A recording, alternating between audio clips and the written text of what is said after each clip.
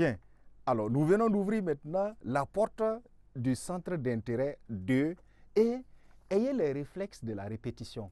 Tout ce que vous faites ici actuellement, c'est de faire une copie du fonctionnement qu'on a eu sur le centre d'intérêt 1 et de coller dans la partie centre d'intérêt 2. Ce n'est pas parce que c'est le centre d'intérêt 2 que si vous n'avez pas mis sous centre d'intérêt, on va tolérer. Non.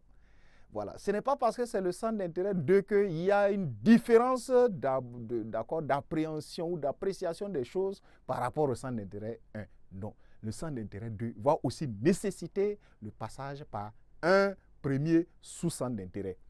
Lui, il est déjà lancé. Donc, vous partez directement avec l'analyse. Voilà pourquoi je dis, je vous suggère, je recommande que vous fassiez dans la transition le bilan partiel, à la fois la synthèse du centre d'intérêt 1 et l'annonce du centre d'intérêt 2. Il est lancé, la ferme conviction de vivre le bonheur à tout prix étant lancée. Nous allons aller avec le premier sous-centre d'intérêt directement. Je vous le donne en une sorte de, cette fois en style télégraphique, pour que vous puissiez commencer à vous entraîner avec la recherche des expressions, des outils, des mots, les outils de la langue, en gros comme ça, pour vous entraîner à cela. D'accord? Voilà. Alors, cela dit, au centre d'intérêt 2, d'accord, pardon, qui est déjà lancé, nous allons fixer directement son premier sous-centre d'intérêt. Le sous-centre d'intérêt 1 qu'il faut à cela. Comment en lisant le texte là, on perçoit qu'il veut vivre en griffe forcée. Il est sûr qu'à tout prix, lui vivra le bonheur. On va le voir, n'est-ce pas, dans l'optimisme béat. Il est trop optimiste. Il n'y a pas dans son texte-là un certain doute, une résignation, un abandon du bonheur. Non, il parle comme si le bonheur, c'est tout de suite pour lui. L'optimisme béat, candide, l'optimisme audacieux. D'accord? Donc, sans l'intérêt 1, il y a l'expression d'un optimisme, on va dire, béat, n'est-ce pas? Audacieux, candide, innocent, etc. Chacun y va de sa compréhension de ces choses. Et l'outil d'analyse 1 qui va vous permettre de rendre compte de cela, je vous le donne ainsi en ordre de tirer les temps verbaux. Vous avez des temps verbaux. Si vous rabattez sur les temps verbaux, vous allez voir le futur. Le futur simple de l'indicatif, car tout le texte est presque construit du futur simple de l'indicatif. Un jour, moi, ma femme aura, je serai escorté, j'aurai une villa, j'aurai, vous voyez. Et ce futur simple-là, sa valeur immédiate vous fait penser à quoi? Le bonheur est à l'horizon, immédiat. Comme si le bonheur, n'est-ce pas, est immédiat pour lui. Immédiat, à l'horizon, il n'est pas loin. Voilà.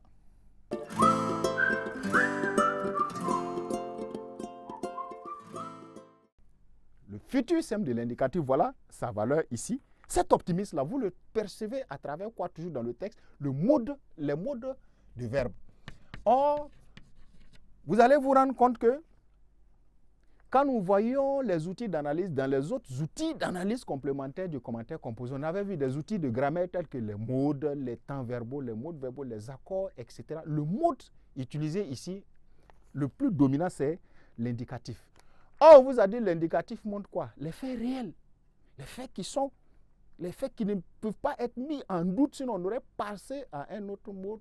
Les faits qui ne sont pas dans un futur à venir, un futur passé ou un passé, on ne parle pas de subjonctif, il est au mode indicatif. Moi, je serai un grand artiste. Ma femme sera. J'aurai une villa. Vous voyez? Donc, il est dans un futur simple. On est dans le temps verbal. Dans le mode, il est à l'indicatif.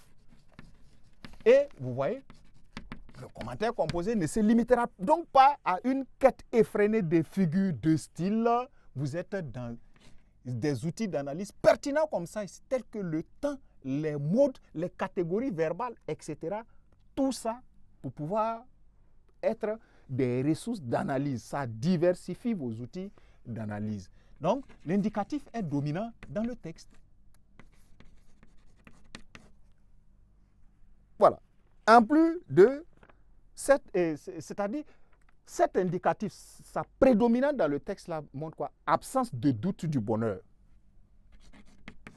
Absence de mise en cause.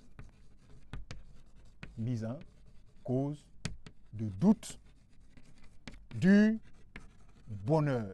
Il n'y a pas de doute, il sera vécu ce bonheur. Voilà sa conception. Dans le texte, avec une certaine récurrence, on est allé avec le mode indicatif.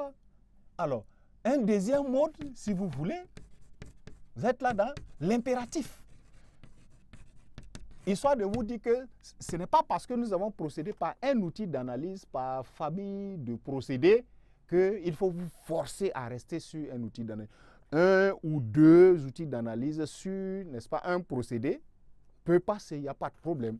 Donc, vous avez un impératif, n'est-ce pas, dans le texte, le mode impératif, qui a un sens. Il correspond, on va dire, à des répliques. Voilà, réplique sarcastique. Sarcasme. C'est comme, n'est-ce pas, de la moquerie. Voilà, de la moquerie vis-à-vis de ceux ou à ceux qui doutent que lui, il vivra le bonheur. Donc, il vivra le bonheur. Il réplique, l'impératif traduit des répliques sarcastiques. C'est-à-dire, il se moque plutôt de qui se moque de lui. D'accord? C'est ça qu'on va appeler des répliques sarcastiques, n'est-ce pas? À qui douterait de sa conviction de vivre le bonheur? Voilà. À qui douterait, n'est-ce pas, de sa conviction de vivre son bonheur. Donc, voilà pourquoi il dit à répétition, riez. Riez. Ouais, riez. Dans tout le refrain. Riez dans les refrains. Donc, quand il dit riez, c'est une manière de dire, d'accord, restez là, rire, de toutes les façons, moi je vivrai bon. Mais riez est un mode impératif. C'est aussi un verbe d'action. Mais il y a tellement de verbes d'action dans le texte, si vous voulez. Vous pouvez partir avec verbe d'action, mais celui qui prend le mode impératif peut quand même avoir moins d'explications à donner. Sinon, si les verbes d'action, tous les verbes d'action ne sont pas pourtant dans un registre de mode impératif. Alors, vous allez voir la forme emphatique. La forme emphatique, un autre outil d'analyse, la forme. Vous avez la forme emphatique. Vous l'aurez compris, nous sommes là dans les types de phrases. Pardon, dans les types et formes de phrases, précisément les formes de phrases. L'emphatique. Et la forme emphatique que vous avez là, vous avez au vers 1. Vers 1, vous avez un procédé de reprise par un pronom tonique. Un pronom tonique. Vous voyez? Et cela montre quoi? Une insistance. Insistance. Insiste. Voilà. On va le dire ainsi. Une insistance de vivre son bonheur. Il y a une insistance de vivre son bonheur. À travers le vers 1 où vous, lorsque vous aurez le texte, vous allez dire, moi, virgule, un jour je serai un grand artiste. Vous l'avez compris, il y a ici procédé de reprise par un pronom personnel tonique. Je serai un jour un grand artiste. Mais quand il dit moi, virgule, il y a une insistance pour dire qu'il ne faut pas faire de cela un doute. Celui qui ne sera pas un grand artiste, ça, lui, ne sait pas. Mais lui, il sera un grand artiste. Le commentaire qui ressort est une insistance. Et tout ça montre quoi? Il est très optimiste. Et on va dire peut-être à la limite exagérément optimiste.